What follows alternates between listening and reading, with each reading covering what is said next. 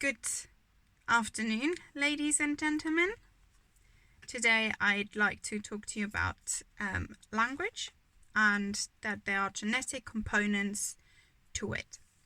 So language is a cognitive skill and it's quite unique to humans. We can obviously use words and make proper sentences, and we know that animals can't do that. They make noises, but it's not the same, so we don't call that language the way we speak language. There are many different debates going on whether language has a genetic component or whether it's conditioned by the environment. These are the two main opposing views that there are in the study of language. Chomsky, well, actually his name is Noam Chomsky. He is quite well known for his work in linguistics, and he is very much in favor of there being a genetic predisposition for us to learn or know language. So he's saying that there's this innate mental faculty, and we have something called universal grammar. That's a really important term that will come up again and again in general if you're discussing whether or not language is innate. And he calls that faculty the language acquisition device. And when we talk about universal grammar, what we mean is basically that we humans are already born with the knowledge of grammar, and that can be applied to any language, which is why it's called universal grammar. And there are arguments that support his hypothesis. For example, we have seen that when it comes to language acquisition in humans, that the stages and the duration of those stages during language acquisition are universal across languages, despite the fact that some have an easier grammar than other languages.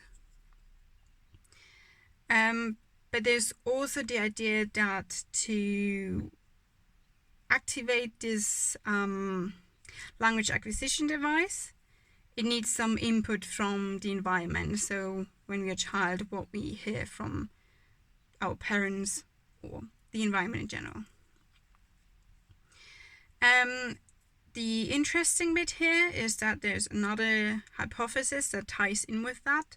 It's called the poverty of the stimulus hypothesis, or sometimes also argument. The idea is that we produce, or when we're younger, we can produce a lot more than we should be able to. So what we hear from our environment obviously is quite incomplete and not always grammatically correct. However, we are able to learn and produce our native language correctly, which would then mean that we do have this genetic component already innate in us. There's also another argument as to why language is innate and has a genetic predisposition. It's called the critical period hypothesis. It's basically the time frame from what age to what age you can learn a language. So we're talking about the first or native language, and this is very important for people who speak multiple languages. So if you're a child and you obviously learn your native language, and then when you're older, like in your teenage years or adult years, you obviously can learn another language, but it's never going to be the same as your native language. And there's a boundary, and we call that the critical period, where, after this certain age, you cannot learn a language as like a native speaker anymore. And this is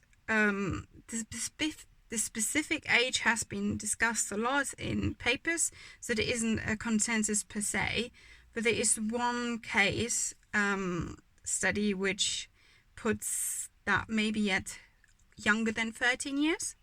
So there's a fertile child called Jeannie, and she was abandoned when she was quite young, and so she never had any input from the outside, so she was never exposed to language. And then she was founded when she was 13, and she was not able to speak because she never heard anything from the environment.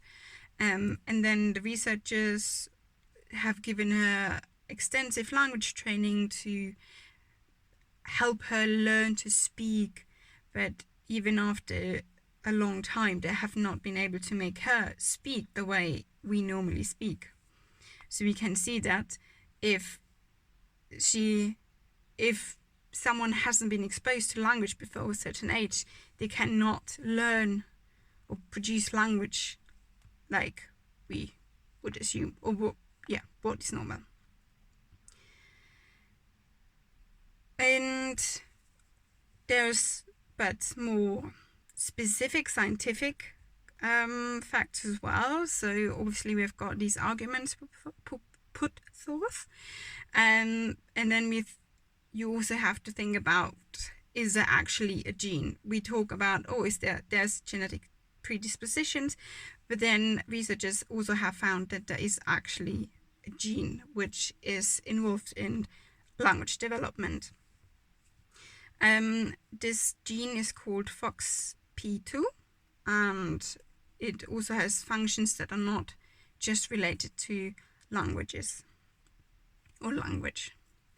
The FOXP2 gene is found on chromosome 7, and it's responsible for switching genes on and off by a protein called transcription factor. This is also responsible for brain development, this gene, and it also then means that it also affects the development in speech and language. This gene, FOXP2, has been found by analysis, DNA analysis, in a specific family. It's called the KE families. They are British-born families and they have Pakistani roots or origins.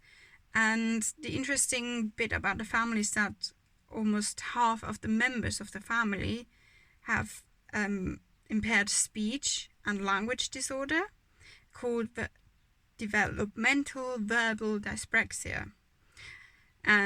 So because it's been so so common in the family, they have obviously studied the DNA to see if there's a specific factor, and that's how they found that gene. So basically that means they're not able to coordinate their tongue and lip movements, so they obviously can't produce coherent speech, and they also have a hard time to, string words together, so form proper sentences. The reason why there's this mutation in that FOXP2 gene, because that's why we have that condition, is because of a substitution of one amino acid, and this deactivates that protein. And so it's not clear, however, if it's just that gene alone that affects language, or if it's perhaps even a combination, and also if that gene also affects more than just language. But it is one reason as to why we could, or we probably should, think in terms of language actually being innate. So I hope you learned something new today about language, because it's essential to our daily life. And I would like to conclude my speech here though. So thank you for attention.